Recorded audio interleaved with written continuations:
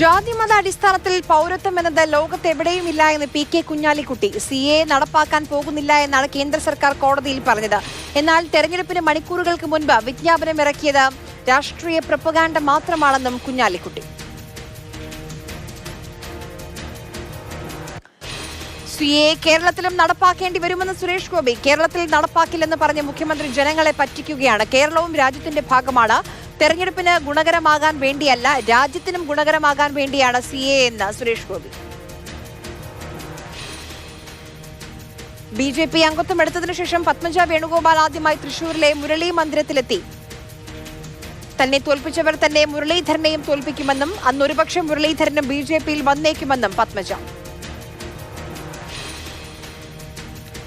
കേന്ദ്ര സർക്കാർ ജനാധിപത്യത്തെ ഇല്ലാതാക്കുന്നുവെന്ന് KC വേണുഗോപാൽ. ഇലക്ഷൻ കമ്മീഷണറുടെ രാജിയോടെ തെരഞ്ഞെടുപ്പ് പ്രഖ്യാപനം തന്നെ അനിശ്ചിതത്വത്തിലായി. തങ്ങളുടെ ലക്ഷ്യം BJPയുടെ സീറ്റ് പരമാവധി കുറയ്ക്കലാണെന്നും KC വേണുഗോപാൽ. ചതിയന്മാർക്കൊപ്പമില്ല എന്ന് ദേവികുളം മുൻ MLA S. Rajendran. CPM membership പുതുക്കില്ല. വ്യാജ റിപ്പോർട്ടുണ്ടാക്കിയവർക്കൊപ്പം പ്രവർത്തിക്കാനാവില്ല. അംഗത്വം പുതുക്കില്ലെന്ന് കരുതി BJPയിലേക്ക് പോകുമെന്ന് വ്യാഖ്യാനിക്കേണ്ടെന്നും രാജേന്ദ്രൻ. രാജസ്ഥാനിലെ ചുരുവിൽ നിന്നുള്ള BJP MP രാഹുൽ കസ്വാൻ കോൺഗ്രസിൽ ചേർന്നു.